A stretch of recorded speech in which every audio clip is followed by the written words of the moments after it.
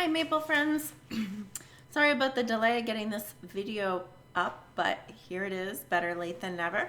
We are on chapter 15 of Charlie and the Chocolate Factory by Roald Dahl. And the name of this chapter is The Chocolate Room. An important room, this, cried Mr. Wonka, taking a bunch of keys from his pocket and slipping one into the keyhole of the door. This is the nerve center of the whole factory, the heart of the whole business, and so beautiful. I insist upon my rooms being beautiful. I can't abide ugliness in factories. In we go, then, but do be careful, my dear children. Don't lose your heads. Don't get overexcited. Keep very calm. Mr. Wonka opened the door. 5 children and 9 grown-ups pushed their way in. And oh, what an amazing sight they saw. They were looking down upon a lovely valley. There were green meadows on either side of the valley, and along the bottom of it there flowed a great brown river. Why do you think this river is brown? What is more, there was a tremendous waterfall halfway along the river. A steep cliff over which the water curled and rolled in a solid sheet, and then went crashing down into a boiling, churning whirlpool of froth and spray. Below the waterfall, and this was the most astonishing sight of all, a whole mass of enormous glass pipes were dangling down into the river from somewhere high up in the ceiling. They really were enormous, these pipes. There must have been a dozen of them at least, and they were sucking up the brownish, muddy water from the river and carrying it away to goodness knows where. And because they were made of glass, you could see the liquid flowing and bubbling along inside them. And above the noise of the waterfall, you could hear the never-ending sucking sound of the pipes as they did their work. Graceful trees and bushes were growing along the riverbanks.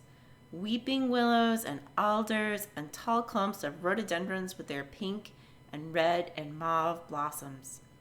In the meadows, there were thousands of buttercups. There, cried Mr. Wonka, dancing up and down and pointing his gold-topped cane at the great brown river. It's all chocolate. Every drop of that river is hot melted chocolate of the finest quality, the very finest quality. There's enough chocolate in there to fill every bathtub in the entire country. And all the swimming pools as well. Isn't it terrific? And just look at my pipes. They suck up the chocolate and carry it away to all the other rooms in the factory where it is needed.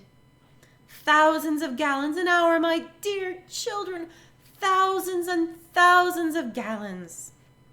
The children and their parents were too flabbergasted to speak. They were staggered. They were dumbfounded. They were bewildered and dazzled. They were completely bowled over. Lost my place. They were completely bowled over by the hugeness of the whole thing. They simply stood and stared. The waterfall is most important, said Mr. Wonka. It mixes the chocolate. It churns it up.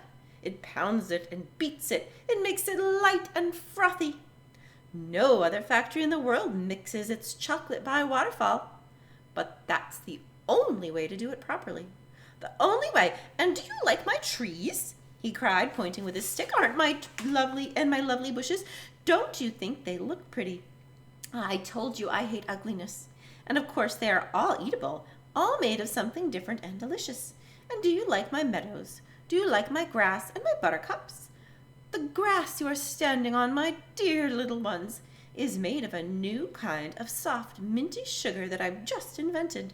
I call it swudge. Try a blade. Please do, it's delectable.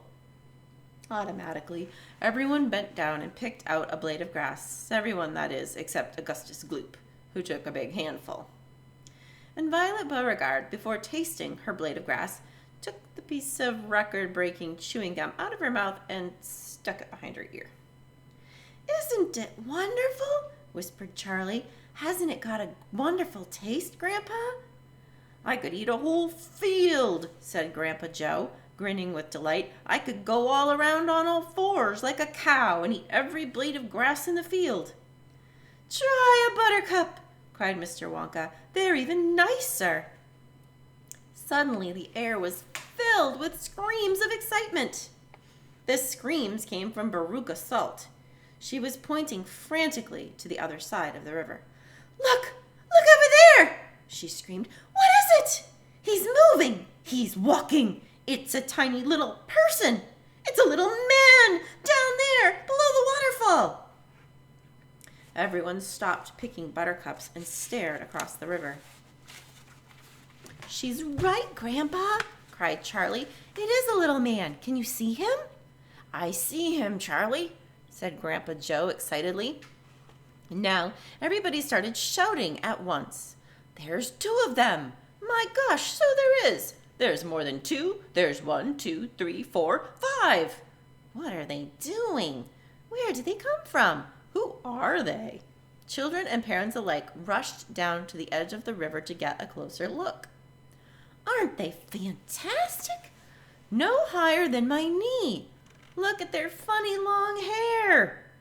The tiny men, they were no larger than medium-sized dolls, had stopped what they were doing, and now they were staring back across the river at the visitors.